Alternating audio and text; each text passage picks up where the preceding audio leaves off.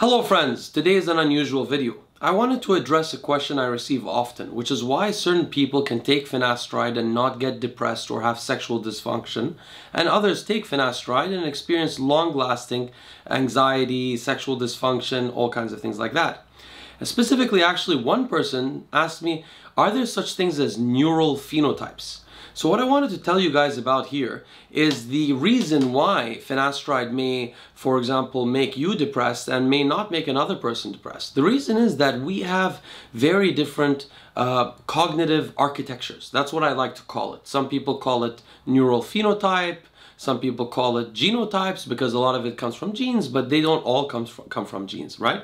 We know that for sure because childhood trauma has tremendous impacts on, I was just mentioning in another video, GABAergic signaling or anxiety and so on. So definitely it's a mixture of your genes and your environment, and it's a phenotype. I call it cognitive architecture because it's actually what physically is going on in your brain. So people have different kinds of architectures of their brains. The main reason I do this thing, the main reason I don't write cognitive enhancement packages for people without analyzing their genes usually, unless they're coaching clients and they have limited funds, is because I like to know what can I tell from their genes about their cognitive architecture. So some people I'll come across that have a lot of polymorphisms in the glutamate section that are associated with ADHD. What does that tell me? That tells me this guy has genetically at least, this guy has a very excitatory brain, and that may be the cause of him having attention issues. And we maybe want to enhance his GABAergic activity to limit that, or we might want to, so for example, block some glutamate receptors like the NMDA receptors to reduce that a little bit. Another person may have too much noradrenaline activity, and he may have an overactive HPA system, and therefore we may not be looking at glutamate, we may be looking at beta blockers or things like that. So it really depends on the person.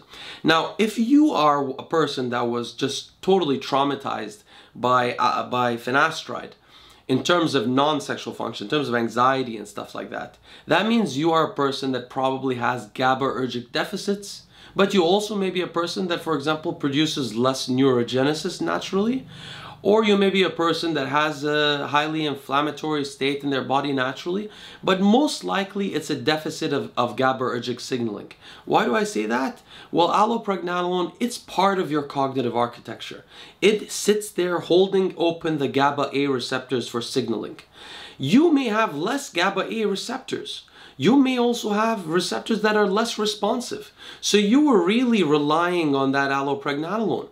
Some other people may have so many receptors, and receptors that are so willing to open that their allopregnanolone wasn't doing much anyway. So when they got rid of it, there wasn't that much of an effect. But for you, it could be not a total shutdown of the receptor, but a huge effect, right? So I just wanted to explain that briefly, guys. We have different cognitive architectures. That's why some people take SSRIs and get huge side effects and don't get any benefits, and other people take SSRIs and they say that it made them whole again. You know, it's why some people take Adderall and they get anxious. Other people take Adderall and they do great work and have great success in their futures. We have different brains. There's no cookie cutter answer for everybody. Thank you so much for listening, and I'll see you guys next time.